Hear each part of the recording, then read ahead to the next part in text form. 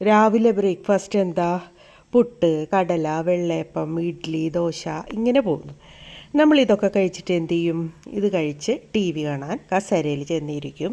അതല്ലാന്നുണ്ടെങ്കിൽ എവിടെയെങ്കിലും മൊബൈലുമായിട്ട് ചെന്നിരിക്കും. അതല്ലെങ്കിലോ ഓഫീസിലേക്ക് പോകണവരാണെങ്കിലോ വണ്ടിയിൽ കയറിയിരുന്ന് ഓഫീസിൽ ചെന്ന് കമ്പ്യൂട്ടറിന് മുമ്പിൽ ചെന്നിരിക്കും. പിള്ളേരാണെങ്കിലും ഇങ്ങനെ തന്നെ. ഒരടി നടക്കണില്ല നമ്മൾ. അടുക്കളയിലോ വേറെ എന്തെങ്കിലും ഒരു പണി അതൊന്നുമില്ല. കാര്യമായ പണികളൊന്നുമില്ല. ഗ്യാസിൻ്റെ മുമ്പിലിരുന്ന് വെറുതെ അങ്ങോട്ടും ഇങ്ങോട്ടും നീക്കി വയ്ക്കുന്ന പരിപാടികളുള്ളൂ. ഒരു ആക്ടിവിറ്റീസും നമ്മൾ ചെയ്യുന്നില്ല.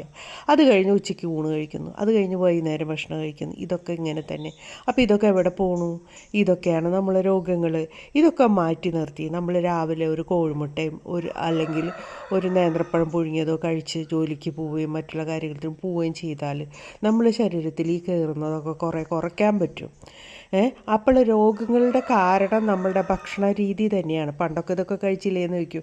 പണ്ട് എന്തെല്ലാം പണി ചെയ്തിരുന്നു, അതും കൂടെ ചിന്തിക്കും.